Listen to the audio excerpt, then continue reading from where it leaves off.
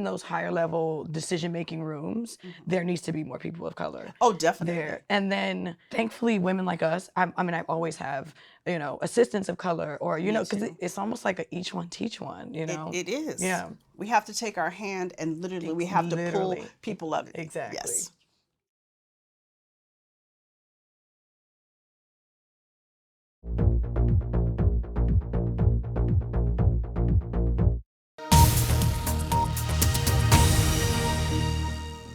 Now on BBC News, the biggest African and international news stories. Focus on Africa.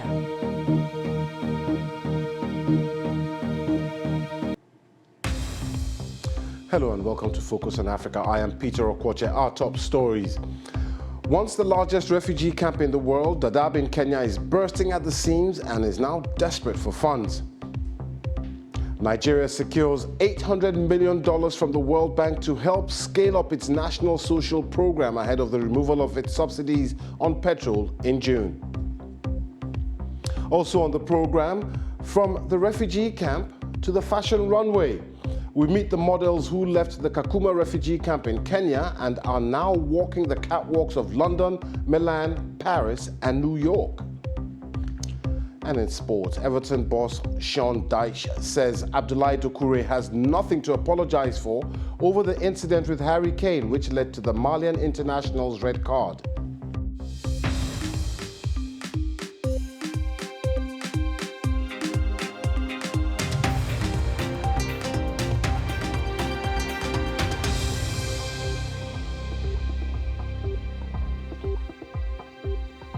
Thanks for joining us here on Focus on Africa from BBC News.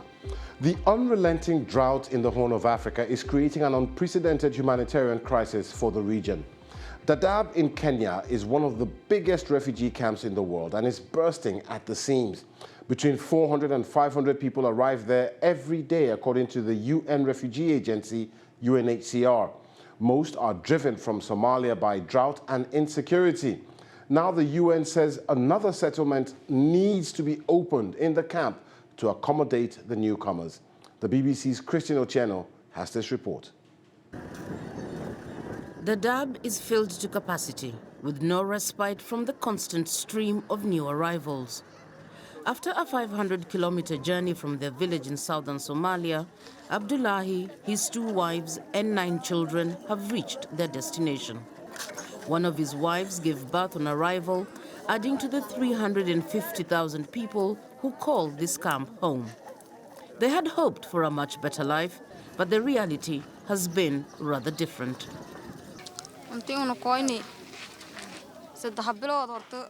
When we arrived, we didn't receive a food aid card for about 3 months. We had no water, shelter or food. Some refugees helped us by giving us food. On our 4th month, we got a food aid card and were given some sorghum. When we are given our food ration, we sell some of it to buy sugar and other necessary things. So we don't have enough food to last us until the next distribution. Dadaab was once the largest refugee camp in the world. The Kenyan authorities have repeatedly threatened to close it over the years. But for now, all 3 of the settlements making up this vast tent city, Dagahale, Ifo and Hagadera, are well beyond capacity. Okay, it's challenging for the whole context of Dadaab that we are facing now, the new arrivals coming in. Because as you can see here, we are having this small outpost and it's supposed to cater for the population that is here.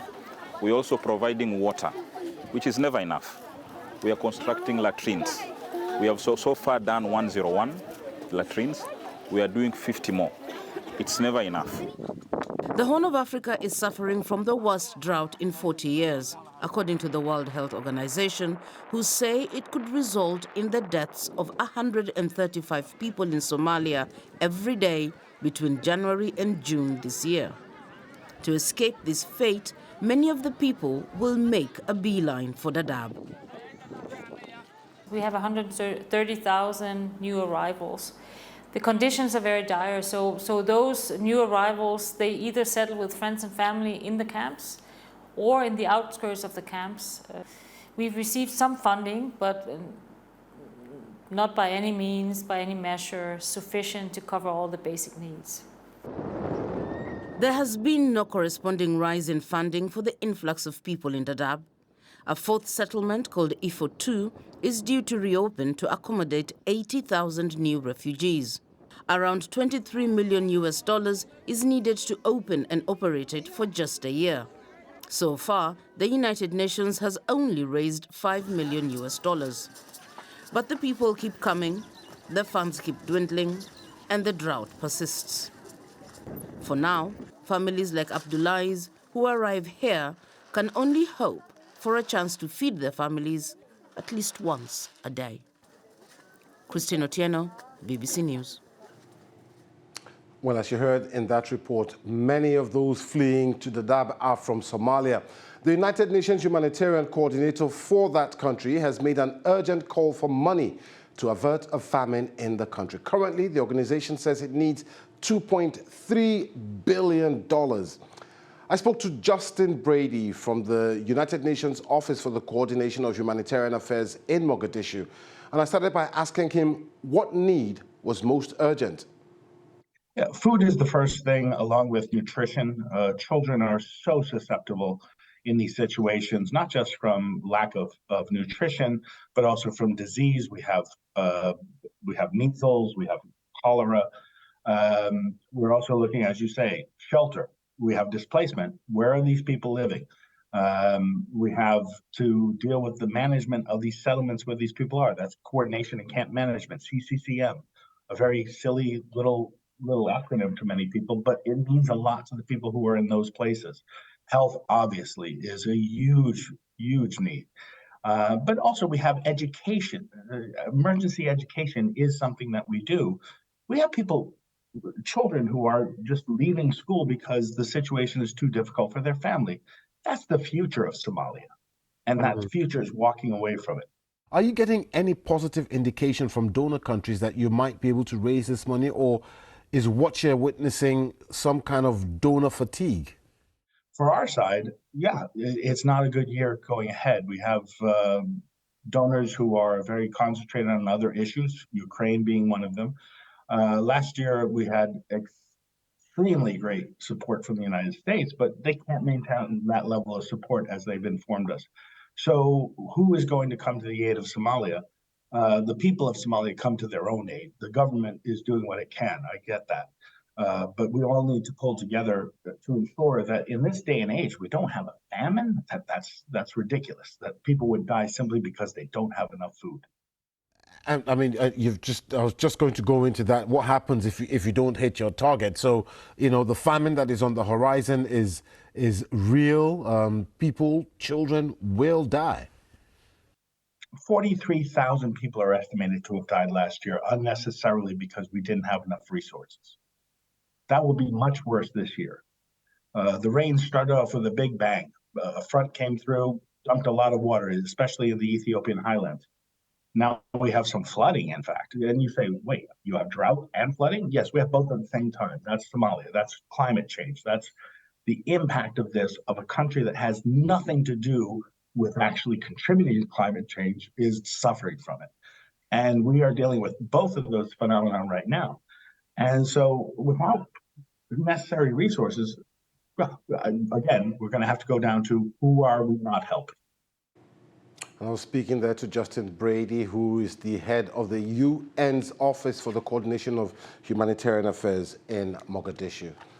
Now, Nigeria has received $800 million from the World Bank to help it expand its national social program ahead of the removal of its petroleum subsidies in June this year.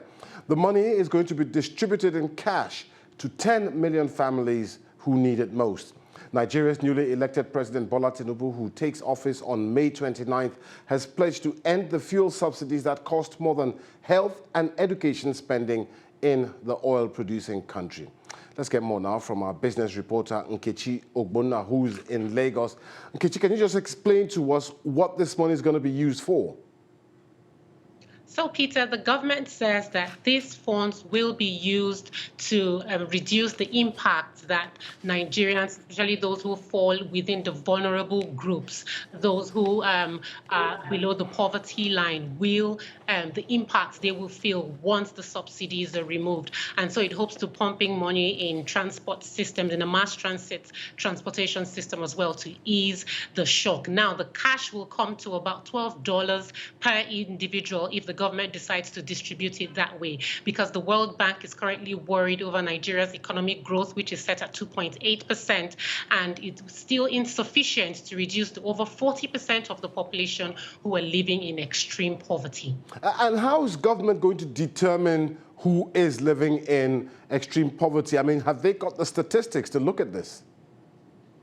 Well, there's something called a social register. Now, this social register was used during the COVID-19 lockdown, where a lot of households were struggling because of the COVID-19 pandemic when the world was on lockdown. So there were palliatives that were distributed to some households during that time. So the government believes it would still use that same social register to distribute this fund. Indeed, and let's just talk very briefly about the removal of the oil subsidies. It's a very contentious point in Nigeria. It's been resisted in the past. Is it likely to be accepted when it happens in June?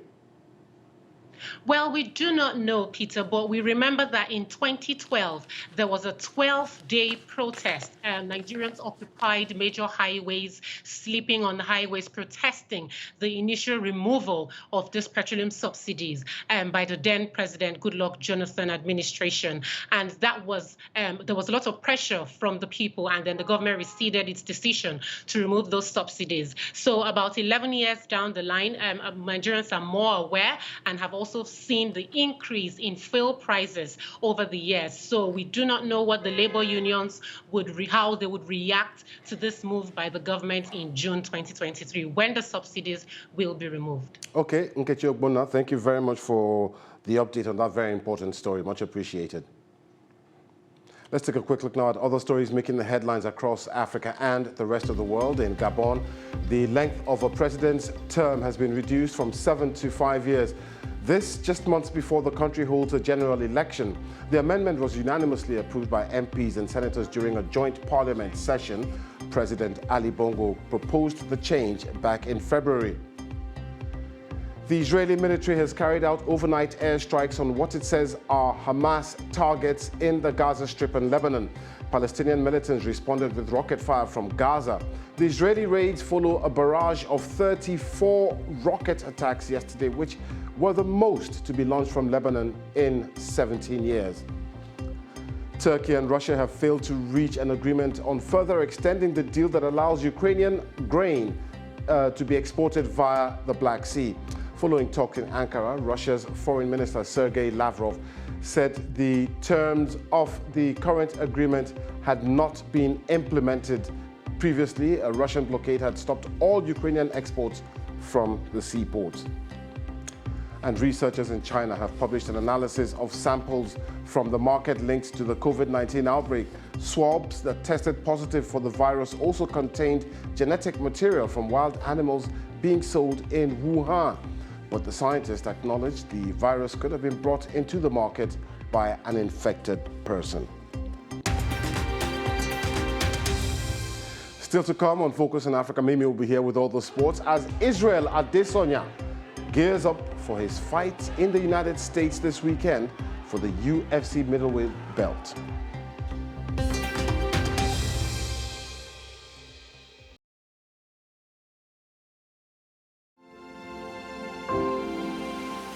Here in the Maldives, sandbanks like this appear and disappear, and that really influences the way that the people live and adapt.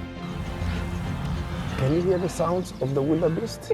It's everywhere, isn't it? 3D sound. Yes. Something you can't get anywhere else. Any kind of weather problems that you can imagine, we got them here. We have earthquakes, we have tsunami. Let's hope we have none of those things today, right? A lot of black people think they cannot go to the water for surfing, and they can do it. Everybody can surf it. Everybody can do it. Everybody can surf. Inspiring travel, on the BBC. I think we can use a form of capitalism and continue to get its benefits while solving climate change. We should remember that the globalization we had before brought more than 1 billion people out of poverty.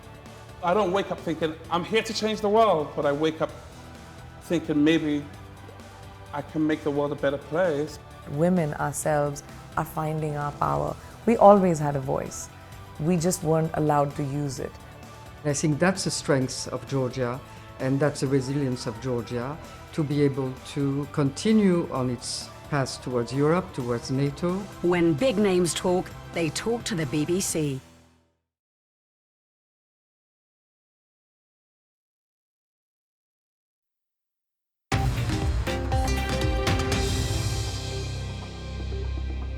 Welcome back.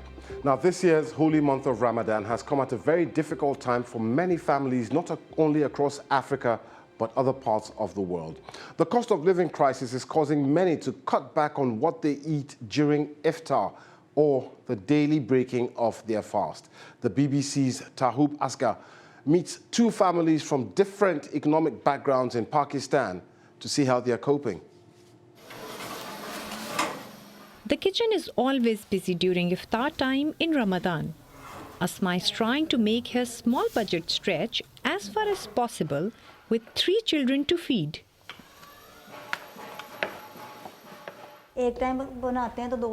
We cook one time and use that food for the next 2 days. Only my husband earns in our family.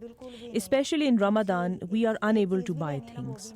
My children ask to eat fruit, but if we buy fruit, then we will not be able to cook dinner. Her husband Abbas buys the food on his way home from his work at the grain mill. So basically he's saying that his budget for one day for food is approximately 200 to 300 rupees. And that is almost $1 for food. I mean, he's going to manage his entire meals in $1. It's a similar story for Hijab. Even though her husband is a sales manager, she asked for a discount for the fruit on sale. But at 800 rupees, nearly $3, it's too much. So she only buys vegetables. If I recall last year's Ramzan, I used to manage 6 to 7 dishes. But in today's time, I can manage only 3 to 4 items because the prices are increased a lot. The pay is static, but the prices are increasing a lot.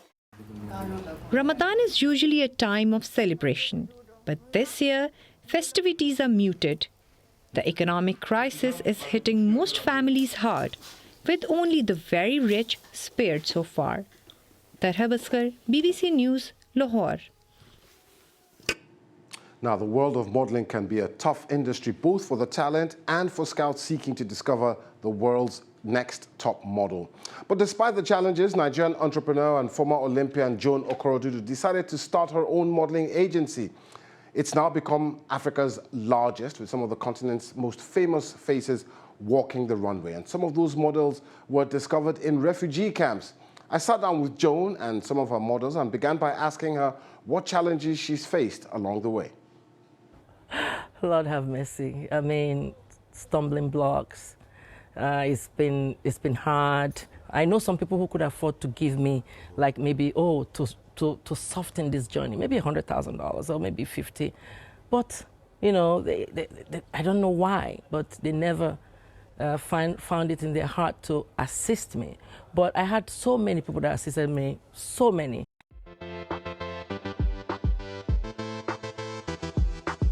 Let me come to you, ladies. What's been your experience in the modeling industry? Actually, modeling industry, no one tells like people to. There's a lot of castings. There's a lot of like rejections. There's a lot of like ups and downs, no less sleep. Like during Fashion Week, no one like tells models to. It's hard work actually, and it's commitment. And if you want to succeed through modeling, you have to commit yourself and have passion.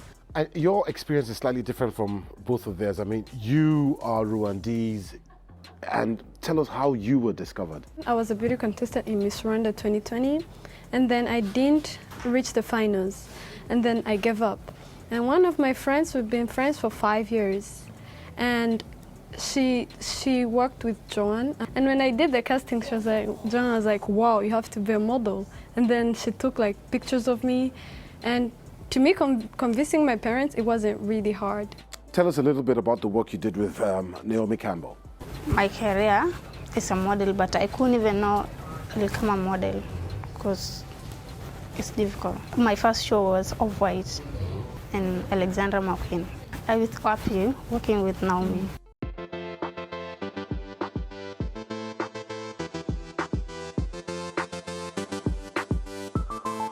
Why do you choose to go into refugee camps to get your models? Well, because of the kind of girls that come out of refugee camp and the boys. Yes, it is the best place to pick the best girls. Why are South Sudanese girls doing and boys doing so well? I mean, you can see the way they are. So the parents that are in the refugee camp, and not just in refugee camp, in Nigeria, for example, in Rwanda is a bit, it's a bit easy because they've seen others. But in Nigeria, people are still very skeptical, my child. So how do you convince these parents? So if you go into a refugee camp now, for instance, these are people who have already suffered some kind of trauma for decades and all that, and then why should they entrust you with their child or their family member? Like them, they will tell you, I never ask for money. I always send money. I make sure that they're okay. I don't want a situation whereby, because there's so many fakes, they'll tell you to bring money and we'll do this and do that. No. When I talk to their parents, I do video call and I tell them, see, Mom, I'm not looking at trying to steal money from your child, because if that is what I'm doing, I will not be rich. So this is what I tell them. I said, they will be okay. Give your children to me, they will be fine. And they do. The lifespan of a model can be quite short. Do you guys have, like backup plans in case this doesn't happen, or are you, studying in school or something? Yeah, I'm actually a student in the University of Rwanda. Okay. Year 3 in business management. I just completed my high school last year and I'll be joining university. I'll want to do international relations, become an ambassador, have the voice for my fellow refugees in Kakuma. You've achieved so much. You've brought a lot of these girls out of, what can be a life of misery. And you've made them international runway stars now. What's the end game for you? My end game will be to see these young men and women, get to the highest point of their modeling career. But also with education, because I always tell them, I'm a graduate of political science. So my end game is to see them even own their own business. I really enjoyed that interview. I'm sure you could tell. You're watching BBC Focus on Africa. It's now time for some sports. I enjoy being in the studio with you as well, Mimi. And likewise, Peter. Thank you very much. Now, in the English Premier League, Everton boss Sean Dyche says his Mali international Abdoulaye Doucouré has nothing to apologise for after his sending off against Tottenham on Monday night. Doucouré struck Tottenham's Harry Kane in the face and will now miss the next 3 games, starting with their trip to Manchester United in Saturday's early kickoff. And he said Doucouré has his full support. Dyche also speaks about some of his players who will be fasting during the match this weekend. No, he certainly doesn't need to apologise. At the end of the day, he knows, you can't raise your hands. I thought at one point he might have snapped his eyelash, that would have been tragic. But he seemed to be responding okay. He knows you can't raise your hands in football. It's simple as that. But he's a very strong-minded character, and I like that. He's worked very, very hard. So, at a moment when it goes wrong, he's not going to be judged by that on me. How big a miss will he be? And have you decided who's going to come in for him? Well, we don't know whether it'll be a miss or not. You have to wait and see, because it's a great opportunity for someone else to play. And the Spurs game took place in the evening, where the fasting players were able to eat and drink. Now this game was taking place during the day. Does that affect any of your plans for players such as Idrissa or Amadou, and are you worried about any energy levels? No, they know they've got the support necessary. You know, they know how to conduct themselves. I spoke to them about it. They're quite happy with how they deal with the you know, what their culture suggests they do too, and they've done it very well so far. Spoke to them again the other day just to make sure, and they said, yeah, we've got everything in place. Two of Africa's representatives at the Women's World Cup later this year in Australia and New Zealand have been in warm-up action today. Nigeria's Super Falcons finished their match just under an hour ago to World Cup debutants Haiti and Turkey. That game ended 2-1 earlier. Goals from Esther Okoronkwo and Asisato Shwala. Zambia, who will also be making their World Cup debut, were beaten 5-2 by South Korea, having led 2-1 at halftime. Israel Adesanya says he has one more shot to win back the UFC middleweight title against Alex Pereira in Miami this weekend. Pereira beat Adesanya on point in November last year in New York to win the belt, and Adesanya had defended the title 5 times prior to that defeat, which was just the second of his career and his first at middleweight. The 33-year-old Nigerian-born New Zealander is intent of coming out victorious this time around. This fight, like I've said, this is my 8-mile moment. This is it. One more shot at this. I put everything on my back. I've done everything in my power to make sure I do the worst thing to this man this weekend. You guys want to hear me talk or you want to hear me fight?